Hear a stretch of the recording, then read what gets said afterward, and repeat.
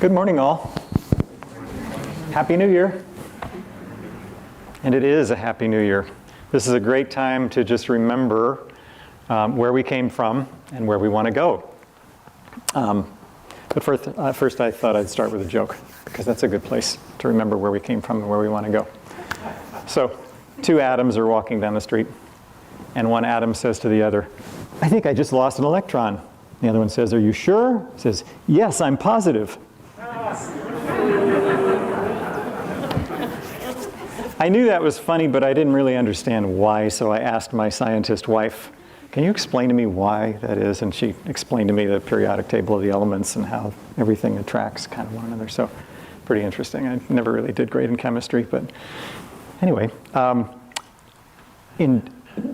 Last month, it was last month, December, it seems like only yesterday, almost, but I really enjoyed this feature that the Atlantic Monthly on the East Coast does online, where they have the Hubble Space Telescope Advent Calendar.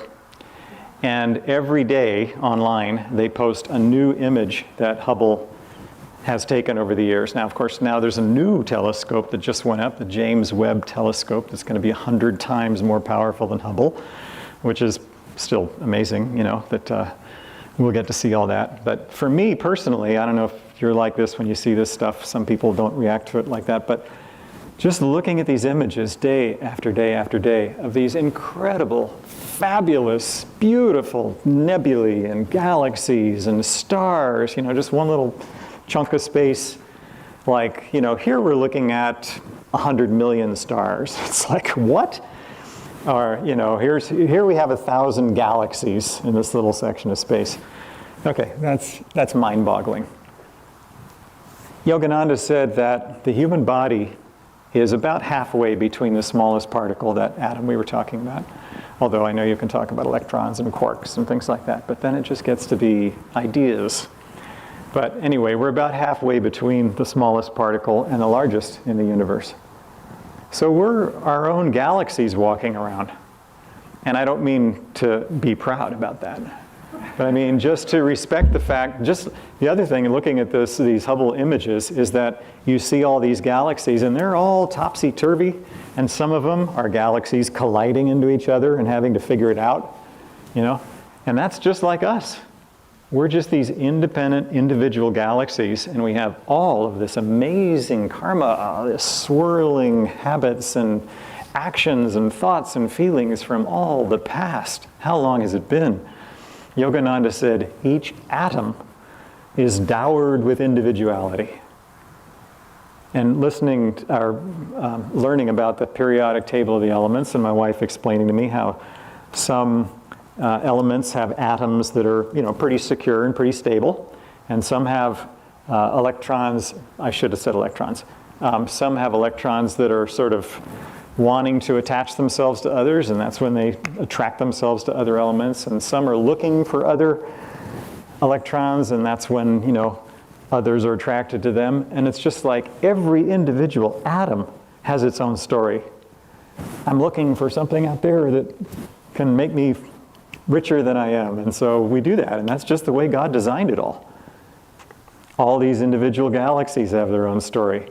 But to be able to look at each other and respect the fact that each of us is our own galaxy, topsy-turvy in our own way, seeking in our own way, and all through God's design. Now, in the beginning, as John says in that reading William did, you know, we can talk about the esoterica of that, and I may, but the fact that let's just assume, shall we, as self-realizationists, that this whole thing is consciousness. That's what the masters tell us, that God is consciousness, Sat Chit Ananda, ever existing, ever conscious, ever new joy. God is bliss. God is eternal divine love. And when you've felt just little tastes of that, as I'm sure you have sometime in your life, just a little bit of more happiness than usual, oh, it's like that's what it's all about. All these other little stories we have just don't really matter that much, even though they seem so real to us in the moment. That's what God is, and that's what He dreamed this universe into existence from. that bliss, that joy, that divine love. And it became all of this. I can't explain to you why, but maybe I'm just thinking of this now, maybe if we just look at our own selves, when we're inspired by bliss, by joy, by a calm, peaceful meditation, what do we want to do? We just want to go out and share that joy. You know, we suddenly relate to others as more like ourselves. Love others as yourself, Jesus said, because we realize when we are in that state of bliss that we are made of the same substance as everyone else. And they are made of the same substance as we are, and it's all God. And so we can see that and appreciate that, and there's no separation. And you know, when there's no separation, there's no fear. Because this great drama that God invented is that we somehow, even though this whole blissful story I just told you, there's the other side of it to make the drama, which is that somehow we get the delusion that we're separate from others. So like there's the ocean, you know, that's just itself and everything is happening in there, but then, as it says in Genesis, the Spirit of God moved across the face of the waters. And what is that Spirit of God? What is that wind? Well, that's creation. That's Om. That's God just thinking in a little portion of his consciousness. Wouldn't it be fun just to have a little, sharing here? Let's just see what happens. And so that thought created energy, movement. Whenever there's any kind of movement, even in consciousness, it creates vibration, and vibration creates light and sound. So Om is that sound. This is the esoteric part. I won't dwell on it too long. But Om is the sound of creation that happened when God manifested this physical universe. And let there be light, and there was light, and the inner light that we see in meditation, that's a reflection of the original vibration. And just like the James Webb Space Telescope is doing, getting us back further and further to the origins of this universe, to where we can see really close to the Big Bang, really close to those original galaxies that formed. It's all getting us back to our own origins. Our own origins in light and love. The sound that we hear in deep meditation. I'm remembering something that the poet Rumi said. He's great. But one of his great sayings is, if things look dark all around you, maybe it's because you're the light. Isn't that fun? I found that useful. We can look around this world and just kind of, be so upset about the way things are, and if only they were different, they should be different. But wait a minute, those stars out there, you look at those images again, and you see a lot of stuff out there. And it's way different than what you maybe would have preconceived or think it should be. If it was me, I'd kind of Virgo sun, I'd go out and organize everything just nice. And how boring. But you look at the way it is, it's just swirling and amazing and beautiful and messy and challenging and gorgeous and exhilarating, and God's bliss sharing itself all over the place. So if we can just accept ourselves as being that same kind of spontaneous expression that God is doing as all of those galaxies, we can relax a little bit more and just say, why am I fighting against this? Why am I trying to, fit myself into this image of that other galaxy over there? No. Just allow God to express through you by relaxing into it. The one and only brief interview I had with Swami Kriyananda was when I was confused. And so he was kind enough to take the time to invite me over and talk to me a little bit.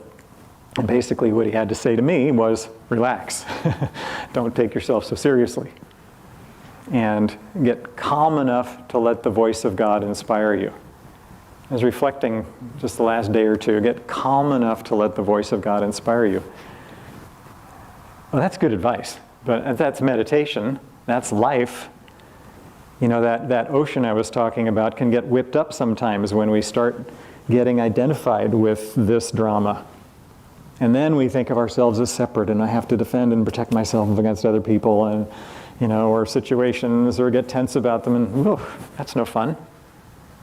I don't think that nature is tense. I think that nature is just wild and exhilarating and expressive. Okay, little side note, but at one time my wife and I were in charge of the temple down at Portland for a brief period. And so the little signs on the chair that say reserved? I thought to have other signs on the other side of the temple that said wildly exuberant. It was only one day. People got to choose where they wanted to be. It's kind of fun.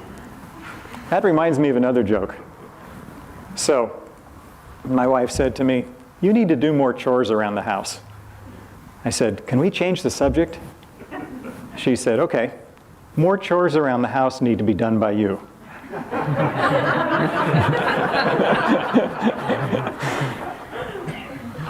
Anyway.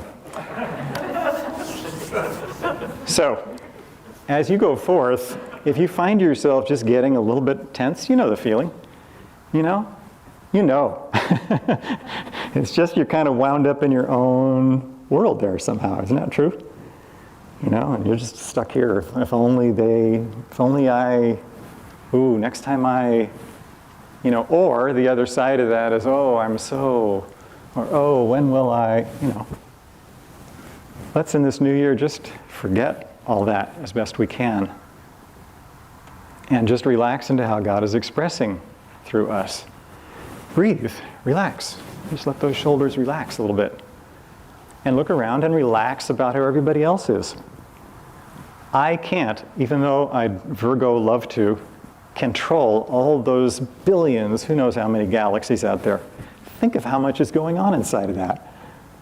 You know, there was I forget what it was, but some space probe years ago went as far as Uranus, or however we pronounce it nowadays, and just before it faded out, they asked it to turn around and take a picture of Earth, and it did.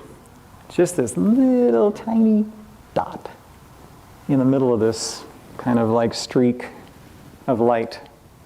And it was Carl Sagan that said, you know, all the dramas that have happened, all the great civilizations, all the attachments, the kings, the presidents, the loves, the losses, took place on this little dust mote in a sunbeam. You know, and that's just one of how many. But that doesn't mean we're not important.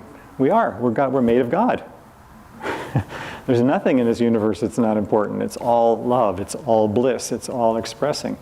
And the whole point of spirituality, or whatever the path is that gets us to the point of relaxing and remembering that, smriti is the Sanskrit word, is to remember our origins. Great thing to do at this time of year. Remember our origins in divine bliss, divine love, the same as everything else that we see around us. It's going to change. At the farm, we just had our senior alpaca, Autumn, who is the ripe old age of 20, same as Betty White, that was the ripe old age of 99. Both of them just passed on. So Betty White passed on a day or two ago, and Autumn just passed on, was it this morning? Yeah, overnight. This morning, overnight. And it was time. She was just wonderful. You know, she was 10 years older than all the other lady alpacas. She was always just mellow, just following along, and even if she was a little slower than the pack, she just followed along. And they all loved her, I'm sure. And so when it was her time, she just laid down, and you know, she wasn't getting up. We were noticing that. That was happening more and more, especially yesterday. And their alpacas were calm. You know, they're more relaxed about it. They just know the flow of nature. And so, you know, if we can take that as an example, thank you, Autumn, and just relax about ourselves. You know, we're getting older, and we will in fact pass on at some point. We'll lie down and not get up, and it's all right. You know, the forest, the trees grow, and they're huge, and they last for hundreds or thousands of years even, and eventually they will fall down, and it's not bad. It replenishes everything else and provides nurturing for the new trees that grow up, and it becomes a nurse log, and it just melts into the whole thing, and it's like a galaxy that swirls around. Looking at those pictures, you know, you see that there's star factories, you know, just this soup of nebulae and gases, and they're nurseries for stars. Bing, new stars happen. And eventually those stars get huge, and they expand, and they explode, and they fade, and they become the stuff of new stars. So it's the same with us. We don't have to worry about this particular little life. We do our best to express God through it, absolutely. You know, we are like the light that shines in the darkness. And even if the darkness recognizes it not, and even if the darkness is more kind of attached to the drama that God set up of kind of going away from the light just to make the drama continue, that's fine. That's the way the universe is designed. But our job, if we're a star, is to express the light. And if we're the comic relief in the drama, then that's fine too. We're the comic relief. If we're the last of the line, we're not the first. We're not the lion-like yogis, that Yogananda said would come someday. Even if we're just the little alpacas, taking up the caboose part. That's fine. Everybody has to play a certain part. So in this coming year, let's just learn to relax a little bit, feel the joy flowing through us a little bit more, recognize that in others, and let that love flow through. What does God want to do? What do you think he wants to express through us? Is it, tension and angst and worry and nervousness? I don't think so. I think it's that he wants to express his own nature a little bit more. And just that, the connection, the love, the bliss, the joy. And that is our affirmation, success. So let's focus on that as we go forth this coming year. All right, Om. And we'll sing.